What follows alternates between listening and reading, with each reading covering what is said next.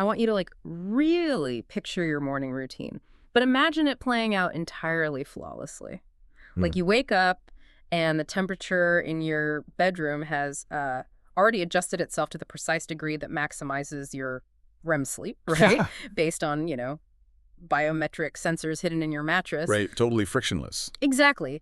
You walk into the kitchen and your coffee is brewing the exact second your feet hit the tiles. You get into your car and it doesn't just turn on, it automatically reroutes you around a traffic jam that hasn't even like fully formed yet. It effectively optimizes your commute before the problem even exists. I mean, it all feels like magic, right? It feels like this incredible frictionless luxury. It does, yeah. It feels like the ultimate expression of modern convenience. The entire environment is just constantly uh, padding itself around your needs. Right.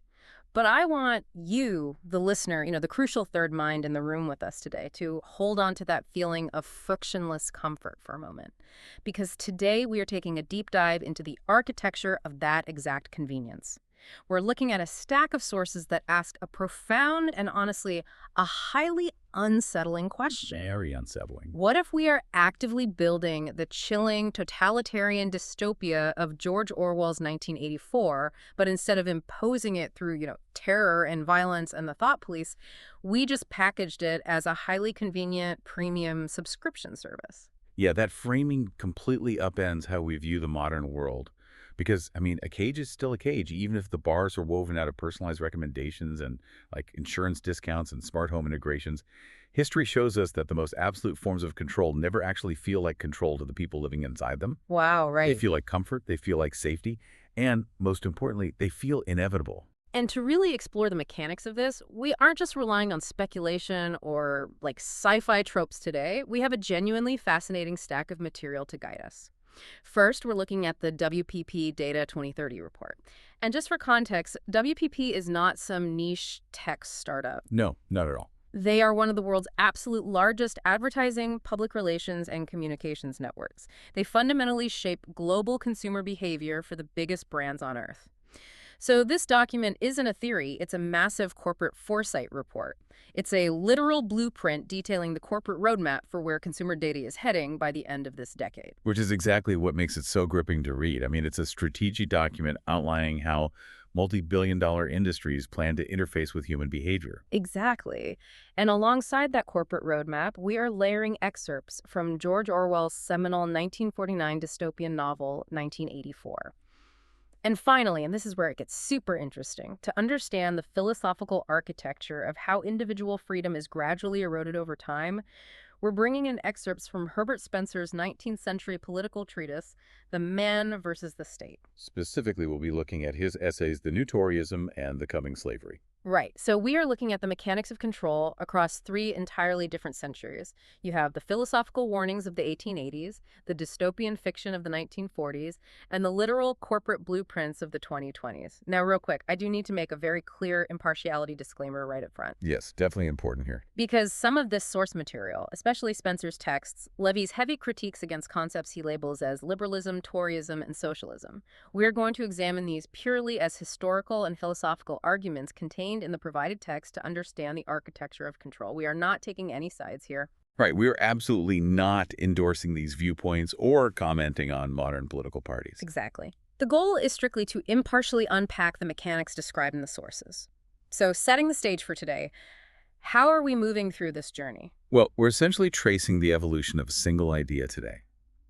We're moving from the raw mechanics of modern data collection, the algorithm itself, to the curation of our daily reality, and ultimately to the psychological gamification of human conformity. The technology gets a massive upgrade, but the underlying drive to manage human behavior remains remarkably, almost terrifyingly consistent. Okay, so let's start with the machinery itself. Before we can understand how human behavior is being influenced, we have to understand the environment we're operating in, right? Who or what is actually doing the watching and the deciding? Right. The WPP report introduces this concept they call the Dataverse. Yeah, the Dataverse. They use this term to describe an impending environment where absolutely everything is quantified and turned into data. And the report points out a metric that is, frankly, difficult to even process. They estimate that by 2025, the world will create 175 zettabytes of data annually. I always struggle to conceptualize numbers of that magnitude. A zettabyte is, wait, what is that, billion terabytes? Roughly, yes. I mean, to Yeah. put that into a slightly more human perspective, if you took 175 zettabytes of data and stored it on standard DVDs, the stack of those DVDs would circle the Earth not once, not twice, but something like 200 Oh times. my God. It's a volume of information so massive that it totally transcends our physical intuition. It means every financial transaction, every microscopic variation in your heart rate logged by a smartwatch. Every time you hit the brakes in your car. Exactly. Every micro-expression tracked by the camera on your phone. Yeah. It all forms this ubiquitous, invisible ocean of data. Okay, so we are generating an incomprehensible amount of digital exhaust. But reading through the WPP report, the sheer volume of the data isn't actually their most important prediction, is it? Not at all. The volume is just the prerequisite. What's truly fascinating is the profound philosophical shift they predict will happen by 2030. They describe this as the shift from the digital revolution to the data revolution. How are those two things different? Because they sound the same. Well, up until this point in history, during the so-called digital revolution, data has primarily served as a recorder. It's an interpreter of the physical world. It's like a historical log. Exactly. It functions as a highly detailed historical log that tells us what happened yesterday or an hour ago or a second ago. And a human being, like a manager, a doctor, an urban planner, looks at that log, interprets the information, and makes a decision based on it. The data is fundamentally passive. But the 2030 reality outlined in this blueprint predicts that data will become the active decision maker. The report explicitly states that data will soon define the relationships between things, places, and people, completely without human mediation. Okay, I was trying to visualize this shift while reading the sources, and think of it like the evolution of the thermostat in your house. Oh, that's a good way to look at it. Right, because if you look at the old analog thermometer on your wall from 40 years ago, it simply recorded the temperature. It was a passive data log. It just told you, hey, it is 68 degrees in here. Then we evolved to the programmable thermostat. You, the human, could set a schedule. Make it warmer in the morning before you wake up, cooler at night. You use the data to automate a tool. Right, but it's a tool that still absolutely obeyed your parameters. Yeah. You were the boss. Exactly. But the future, the 2030 reality described in the WPP report, is a smart environmental system. This system doesn't wait for your input at all. It tracks your biometric temperature via your wearable device. It correlates that biological data with your digital calendar to know if you are about to do a home workout or go to sleep. It's constantly analyzing context. Yeah, and it constantly analyzes your bank account balance alongside real-time energy grid prices. And then, this is the crucial shift, it actively locks you out of the manual controls. Because it knows better. Right, because it has calculated that you are attempting to save money this month, and it adjusts the ambient heat based on its own optimized proprietary parameters. The system moved from a passive tool that you use to an active entity that decides what is best for you. That is a brilliant way to capture the shift. It moves from passive observation to active, autonomous governance. The thermostat isn't working for you. It's managing you based on a broader set of optimizing algorithms. And to achieve that level of active governance on a societal scale, the tech industry is implementing a major structural change. The WPP report highlights this as the total abandonment of the human in the loop. The human in the loop, I mean, historically, that has always been the ultimate safeguard in technology, right? The comforting idea that no matter how advanced or complex an algorithm gets, there is always a human being somewhere at a desk who reviews the output, applies human context, and officially signs off before a major decision is executed. That has been the standard operating procedure for a long time. But by 2030, according to this roadmap, that safeguard will be largely gone. It's being abandoned in favor of fully automated verification. And, the reasons for this abandonment aren't necessarily malicious. They're practical. Very practical. They are driven by the sheer physics and economics of modern computing. First, there is simple cost effectiveness. Paying human beings to manually verify millions of algorithmic decisions a minute across global networks is financially and logistically impossible. Right, if you have 175 zettabytes of data, you'd literally need the entire population of the planet staring at screens just to process a fraction of it. Precisely. But the second reason is more technical, and it's tied to the rise of what the industry calls edge computing. Okay, let's break down edge computing, because that sounds like corporate jargon, but the mechanical reality of it is actually really important to understand for this deep dive. It is. So historically, if you used a smart device, say a voice assistant on your phone, The device collected your audio data, sent it over the internet to a massive centralized cloud server sitting in a data center hundreds of miles away. That server processed the request, figured out the answer, and sent the decision back to your phone. Which takes time. Right. But as we move toward systems that require instantaneous reactions, our tolerance for latency, that tiny delay in transmission, is vanishing. Because, I mean, if you have an autonomous vehicle driving down a highway at 70 miles per hour and a child chases a ball into the street, the car cannot afford the milliseconds it takes to beam sensor data to a server in California, wait for a processor to confirm it's a child, and wait for the brake now command to travel back. Exactly.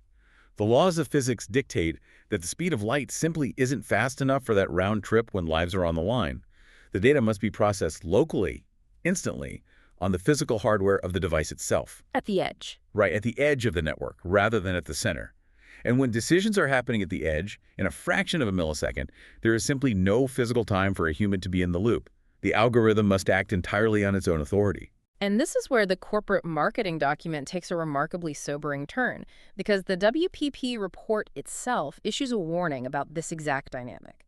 They state that this shift, where data becomes the absolute decision maker without human verification, will have an insidious effect on human autonomy. Which is a strong word for a corporate report to use. Very strong. And you have to stop and think about the gravity of that. When you have algorithms dictating the boundaries of reality at lightning speed, things change fundamentally. If an algorithm is deciding which job opportunities appear on your screen, which news articles shape your political worldview, and what your financial creditworthiness is, and there is no human oversight to appeal to, the algorithm functionally becomes the state. It becomes the absolute arbiter of your reality. It defines the parameters of your existence. Because if the machine calculates that you are uncreditworthy and there is no human loan officer to look at the nuance of your life... Right. Maybe you missed a payment because of a medical emergency that isn't captured in the standardized data fields. Exactly. The machine doesn't care. You simply do not get the house. The algorithm's output becomes the ultimate unappealable truth of your life. Okay, so we've established that these edge computing algorithms are making decisions at lightning speed without human oversight. But this creates a massive philosophical knot, because these algorithms aren't, born smart. They have to be trained. They learn how to make decisions by ingesting massive amounts of historical data. So what happens when these autonomous algorithms start making decisions that we as a society find morally abhorrent? Well, this brings us to the inherent flaw in raw data, which is a major focus in the analysis of AI. We often talk about data as if it is this pure, objective, mathematical truth. But data is not an objective truth. Data holds a mirror up to society. And human society has a very long, very documented history of bias, prejudice, and systemic inequality. Right. And the sources provide a really stark example of this regarding algorithmic lending and mortgages. Let's look at that. It's a classic example in computer science ethics. Imagine you design an algorithm to approve or deny mortgages. You feed it decades of historical bank lending data so it can learn the patterns of what constitutes a safe loan versus a risky loan. Makes sense on paper. Right. But that historical data contains decades of redlining, the historical practice, where banks systematically denied loans to people living in predominantly minority neighborhoods. The algorithm doesn't know what racism is. It doesn't possess morality or historical context. It just looks at the math. It just sees correlations. Exactly. It sees that historically, loans originating from certain zip codes were systematically denied or had higher default rates due to systemic disinvestment. So the algorithm mathematically optimizes its current parameters and automatically begins denying mortgages to perfectly qualified minority applicants today. It perfectly and efficiently replicates the sins of the past. And from a corporate perspective, that is an absolute nightmare. I mean, no bank or tech company wants a racist AI making unappealable decisions. You don't want the PR disaster, you don't want the lawsuits, and obviously you don't want the genuine societal harm. So if the raw data produces an immoral outcome, how does the WPP roadmap propose fixing it? The report predicts that platforms and corporations will actively intervene using sophisticated software tools. They specifically mention things like Google's What If tool. These tools allow developers to actively tweak the inner workings of the algorithms. And the report uses a highly specific, very loaded phrase for this process. They call it data whitewashing. Data whitewashing. Okay, let's dig into the actual mechanics of that. How does a developer physically whitewash data? Mechanically, It means engineers go into the complex weighting systems of the neural network and artificially alter the parameters. If the raw data naturally leads the algorithm to favor demographic A over demographic B in job applications, the engineers will twist the mathematical dials. They will artificially penalize demographic A and boost demographic B until the output of the algorithm produces a result that reflects our current moral standards of fairness and equity. So they are manually adjusting the machine's perception of reality. Exactly. They are overriding the historical data to enforce a preferred outcome. But hold on, I have to push back on this because it feels like a massive contradiction to me. How so? Well, on one hand, absolutely, nobody wants an algorithm perpetuating discrimination. If the machine is being racist, fix the machine. But on the other hand, if we are actively whitewashing the data, aren't we destroying our only accurate mirror? How can we accurately diagnose and fix a societal illness if the algorithm is purposefully programmed to artificially hide the symptoms? That is the core paradox. It's a profound dilemma. Right. If the historical data says, hey, our society has a deep-rooted bias in how wealth is distributed, and we just program the computer's output to read everything is perfectly equal and fair, we haven't actually fixed the societal bias. We've just put digital makeup over a structural bruise. You're touching on a really profound question about the nature of truth in a data-driven society. Are we using technology to reflect reality so we can improve it, or are we using technology to simulate a reality we wish existed? And this is exactly where the excerpts from George Orwell's 1984 become frighteningly relevant to a modern corporate roadmap. Let's bring Orwell in here. In 1984, the totalitarian government operates something called the Ministry of Truth. Which is where the novel's protagonist, Winston Smith, goes to work every day. Yes. And Winston's entire job at the Ministry of Truth is to sit at a desk and physically alter historical records, newspapers, and photographs so that the past always perfectly aligns with whatever the party's current political narrative happens to be. If the party announces that they have always been at war with Eastasia, Winston physically burns the old newspaper articles that mention a war with Eurasia, and he prints new ones. The physical record of reality is constantly edited to match the desired reality of the state. So if we map that onto the 2030 corporate roadmap, data whitewashing is essentially a privatized mathematical version of the Ministry of Truth. That is the precise parallel the sources are drawing. In Orwell's analog world, human bureaucrats manually alter paper to align with political goals. In the 2030 digital world, corporate engineers mathematically alter algorithms to align with desired social outcomes. And obviously the motivations are vastly different. Completely different. Orwell's party alters reality out of a psychopathic desire for absolute totalitarian control. Modern corporations alter algorithms because they likely genuinely want social equity, they want to avoid perpetuating harm, and frankly, they want to protect their brand reputation. But the underlying mechanism, the retroactive editing of reality to produce a desired output, is structurally identical. And the danger here loops right back to our earlier point about the death of the human in the loop. Think about the combination of these forces. You have an algorithm whose parameters have been artificially tweaked, whitewashed behind closed doors by an unaccountable tech corporation to produce a specific outcome. And that algorithm is now operating at the edge, making millions of unappealable decisions a second without any human verification. It's a potent combination. When you put those two things together, truth is simply whatever that whitewashed algorithm outputs. Precisely. We lose the messy, subjective, highly flawed, but ultimately real grounding of reality. We are handed a curated, mathematically sanitized version of the world. And whoever controls the parameters of the whitewashing controls the reality the population experiences. If the algorithm determines what news you see, what historical facts are prioritized in a search, and who gets alone, and that algorithm has been intentionally tweaked to reflect a specific worldview, then that worldview becomes the functional reality of the society. So, okay, if the machine decides reality, how does it enforce it? Because people aren't stupid. Eventually, people notice when the reality dictated by the algorithm doesn't match the reality they see with their own eyes. We have ubiquitous surveillance hardware. We have edge computing algorithms making unverified decisions. We have the reality of those decisions being whitewashed. But how do you ensure the population actually conforms to the parameters the algorithm sets? Well, if we look back at Orwell's 1984, the method of ensuring conformity was incredibly blunt. It was a thought police. It was sheer brute force violence. Yeah, there was no subtlety. None. When Winston Smith disobeys the state, he isn't sent a polite notification on his phone.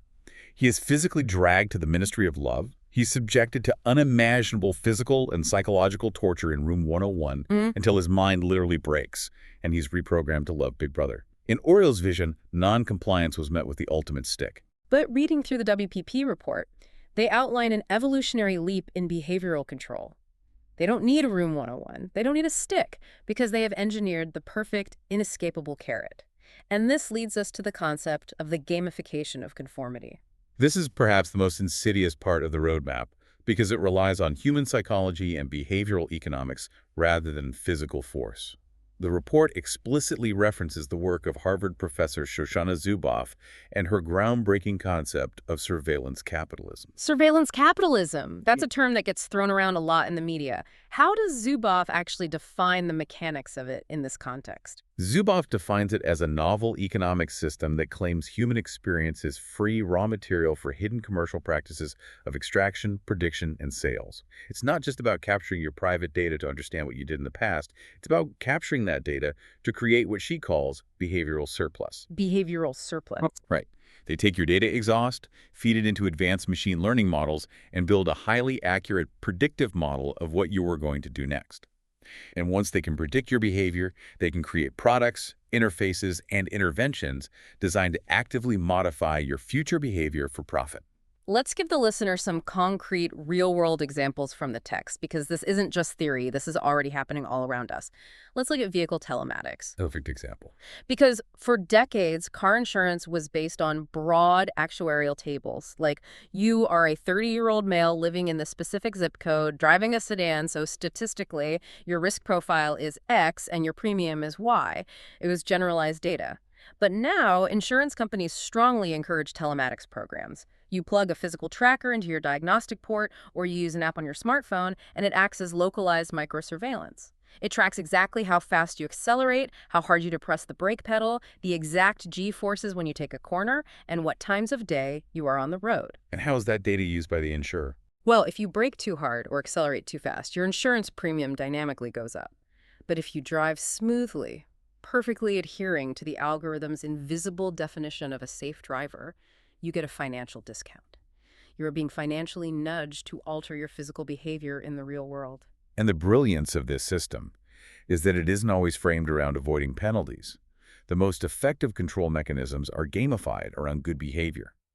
The WPP report highlights health applications, specifically mentioning the UK's National Health Service and their Couch to 5K app. Which is fascinating because that isn't some nefarious corporate plot. That's a publicly funded health initiative designed to get people exercising. Exactly. But look at the mechanics it uses. It utilizes gentle UI nudges, psychological dopamine loops, little progress bars that fill up, and digital badges to reward you for running. It gamifies fitness. It takes a deeply personal, often difficult internal struggle of self-discipline and replaces it with a frictionless, gamified external reward system. And this is where the WPP report drops what I found to be the most chilling quote in the entire stack of sources. We have to look at this exactly as it's written in their blueprint.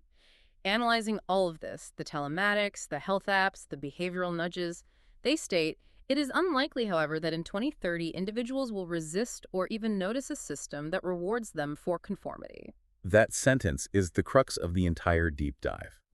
It is unlikely that individuals will resist or even notice a system that rewards them for conformity. They are actively building a psychological infrastructure that rewards you for complying with algorithmic parameters, and they are banking on the psychological reality that human beings love convenience and rewards so much that they won't even notice the cage you've built around them. I can hear someone listening to this right now on their commute, looking down at their dashboard and thinking, okay, but what does this actually mean for me? If I drive the speed limit to save 5% on my auto insurance and I run 3 miles a day to get a digital gold star on my Apple Watch, I'm a safe driver and a healthy citizen. Society's better off. What is the actual problem here? The problem isn't the health or the safety. The problem is the profound, invisible erosion of moral agency and internal human drive. Think about the efficiency of it. Why would a state ever build a totalitarian torture chamber like Room 101, which is expensive, messy, and incites rebellion, when you can just lower someone's insurance premium by 5%? Right. The end result for the state or the corporation is exactly the same. Total behavioral predictability and the complete eradication of deviant action. You don't speed and you don't stay on the couch. But the cost of that predictability is human free will. Because the locus of control has shifted entirely outside of the individual. If I'm using that app, I am not choosing to be healthy out of an intrinsic philosophical desire to respect my body or a deep contemplation of my own mortality. I'm responding to a Pavlovian digital nudge. I'm literally a rat pressing a lever for a pellet, and the pellet is a digital badge and a lower premium. Exactly. When conformity is gamified across every aspect of your life, your health, your finances, your driving, your energy consumption at home, we optimize ourselves out of our humanity. Making a moral choice requires internal friction. It requires you to weigh options, struggle with temptation, and forge character. But in this gamified system, we stop making complex choices based on internal friction and instead become perfectly predictable biological cogs responding to external microeconomic stimuli. The system doesn't need to force you to obey. It just nudges you until you willingly, joyfully abandon your autonomy in exchange for convenience and a 5% discount. Well, wait, I want to push back on the inevitability of this, though, because we still have agency in the digital world. I can just opt out. Whenever I download an app, there's a terms of service pop-up, there's a do not track button, we have new data privacy laws constantly being debated, we have the concept of self-sovereign IDs being developed in the crypto space. I mean, I can just refuse to participate in the gamification. It's a very comforting thought, the idea of the sovereign individual simply opting out of the system. But the WPP report addresses this exact scenario. As the fundamental architecture of the internet and the global economy shifts, opting out ceases to be a viable survival strategy. If the world transitions to strict digital paywalls, biometric data bartering, and algorithmic gatekeeping for essential real-world services, what does clicking decline actually accomplish? You essentially create what privacy advocates call a digital unperson. Precisely. Let's look at the mechanics of opting out in 2030. If you refuse to share your vehicle telematics data, maybe your insurance premium isn't just slightly higher. Maybe you become completely uninsurable because the algorithm has been trained to flag a lack of data as the highest possible risk category. If you refuse to use biometric IDs or participate in the gamified health tracking, you might not be able to access your bank account, enter a modern cashierless grocery store, or even apply for a job because the automated HR system requires an API ping from your verified digital profile. By clicking decline, you haven't heroically rebelled against the system. You have simply exiled yourself behind an insurmountable wall of algorithmic exclusion. You are locked out of the modern economy. So the choice isn't really between compliance and rebellion. The choice is between compliance and total societal exile. It is a cage of extreme convenience, but when the door locks behind you, it is still a cage. Man, this entire concept, the idea of an entity systematically eroding your individual autonomy under the guise of public welfare or social good or safety, it feels so uniquely modern. It feels so intrinsically tied to silicon and code and smartphones. But the truth is, this isn't just a tech problem. It's an old, deeply rooted political strategy. And this is exactly where our final source comes in, taking us back to Herbert Spencer's 19th century text, The Man versus the State. It is genuinely fascinating how perfectly Spencer's critiques from 1884 map onto a corporate tech roadmap from 2030. The technology changes, but the human instinct to control others for their own good does not. Absolutely. But before we jump into Spencer's specific arguments, I want to briefly remind you, the listener, of our framework here. We are looking at Spencer's arguments purely as historical philosophy. We are using his text to understand the timeless architecture of control and the philosophical justifications for restricting human freedom. Spencer uses highly charged political terms like liberalism, Toryism, and socialism in ways that were specific to Victorian England. We are not taking a stance on these ideologies, nor are we making commentary on any modern political parties. Our goal is strictly to impartially unpack the mechanics of societal regulation that he describes. That context is vital. We are using Spencer as a mechanical blueprint of philosophy, regardless of the labels he applies. So let's look at his essay, The New Toryism. To understand his argument, we have to look at how he defines the historical evolution of society. Spencer explains that originally what he calls liberalism emerged from the shift toward industrialism. Its fundamental purpose was to fight for what he terms the regime of contract over the regime of status. Okay, let's clearly define those two regimes, the regime of status versus the regime of contract. How do they differ mechanically? Well, the regime of status is essentially feudalism. It's the old, militant, aristocratic society where your place in life is dictated entirely by birth, and you are subject to the compulsory, coercive power of a monarch or a despotic state. Your status is fixed, and your obedience is mandatory.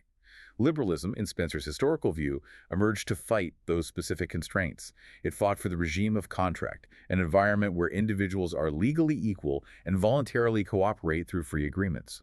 The goal was removing restraints to achieve individual freedom. So the original reformers were fighting to dismantle the coercive power of the state so the individual could breathe.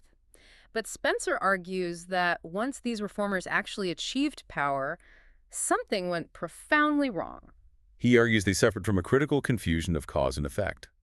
Because the early reformers successfully removed restraints, they saw that the general public good increased. The economy grew, people were freer. But then modern legislators began to believe that they could seek the public good directly by imposing new restraints. They started passing endless regulations dictating how people must live, how they must work, and how they must conduct business. But they were doing this out of a desire to help people, right? I mean, Yeah. It was motivated by philanthropy, a desire to alleviate poverty or improve public health. Absolutely. But Spencer argues that the motivation doesn't change the mechanics.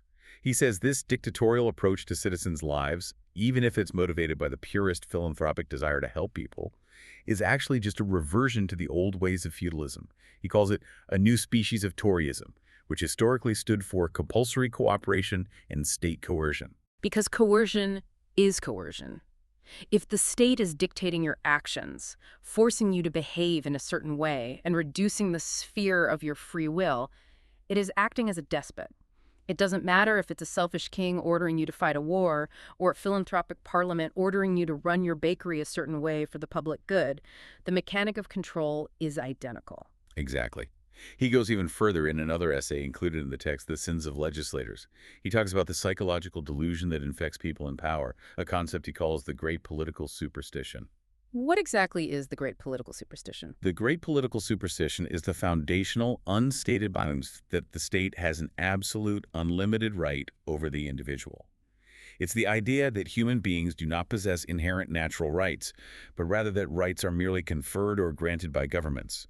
Spencer argues that legislators suffer from this superstition. They believe that because they were elected by a majority, they have a divine, unquestionable mandate to mold society however they see fit, assuming that the community possesses the authority to do whatever it wants to the individual. Which brings us to the most provocative, heavy-hitting concept in his work, and the title of his most famous essay, The Coming Slavery. Now, that is a massive, highly charged term. How does Spencer actually define slavery? Because he isn't just talking about the historical atrocity of chattel slavery, he is defining a broader philosophical and economic mechanism. Right. Spencer provides a very specific mechanical definition of slavery. He states that slavery is not simply defined by who officially owns you on paper.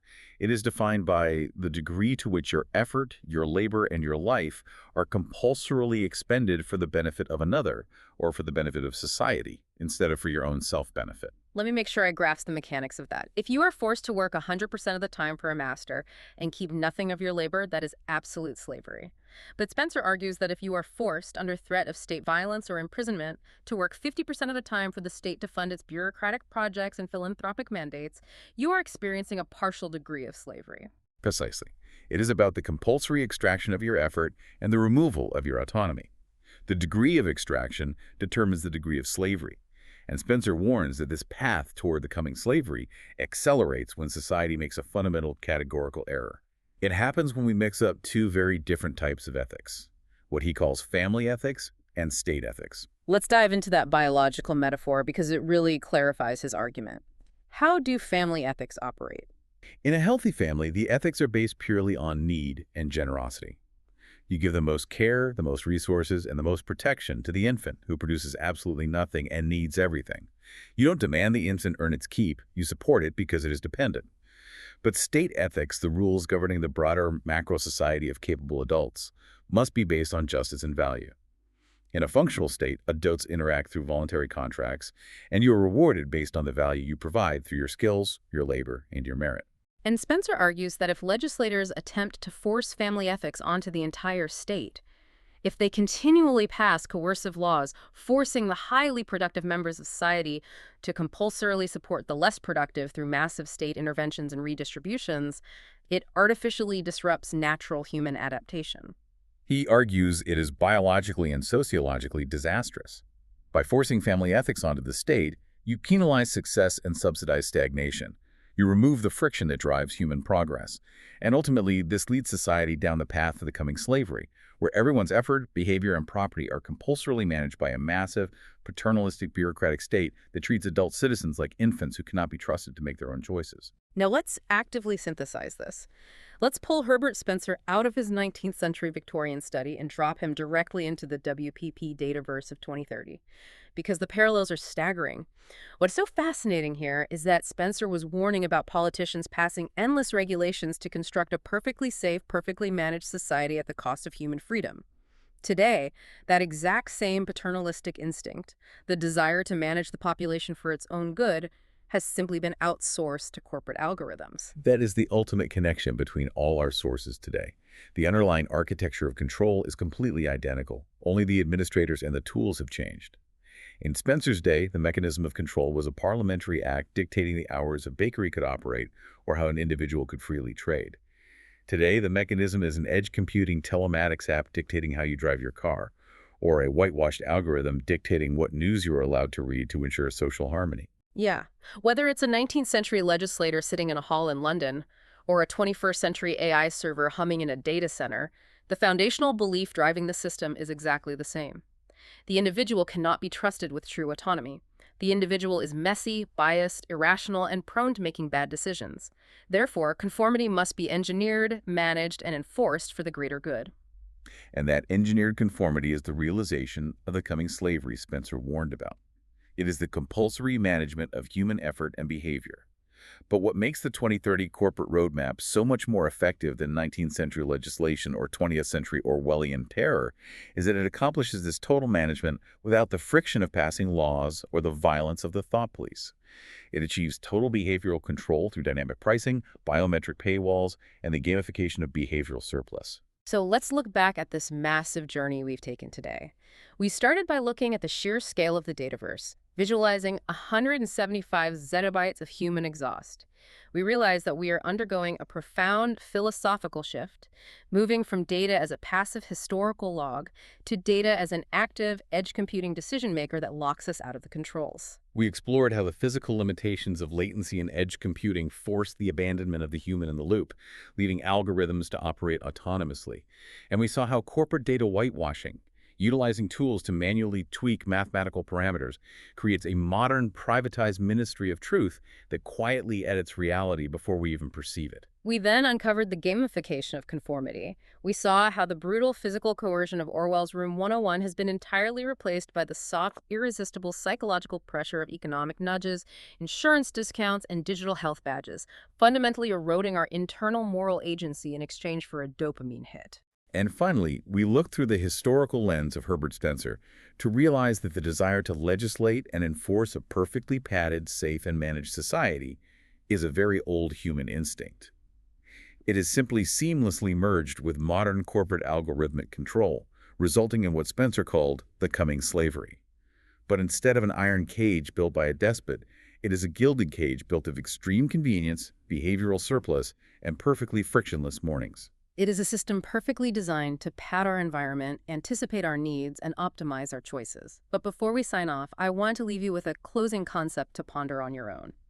Throughout this deep dive, we've discussed how perfectly this invisible system manages us. But consider this. Human resilience, innovation, and independent moral reasoning are essentially biological and psychological muscles. They only grow when they encounter friction. They only strengthen through the messy process of making bad decisions, facing the uncurated consequences of those decisions, and learning to navigate an unpredictable reality. If you remove the friction, the muscle atrophies. Exactly. The grit of just being human requires a lack of perfect optimization. So if we allow a whitewashed, perfectly gamified cage of convenience to remove all societal and personal friction, what happens to the human species when that system inevitably crashes, gets hacked, or simply goes offline? Have we optimized ourselves out of the very grit required to survive outside the cage? It's a terrifying thought. If the algorithms go down and the nudges stop, do we even remember how to make a moral decision on our own?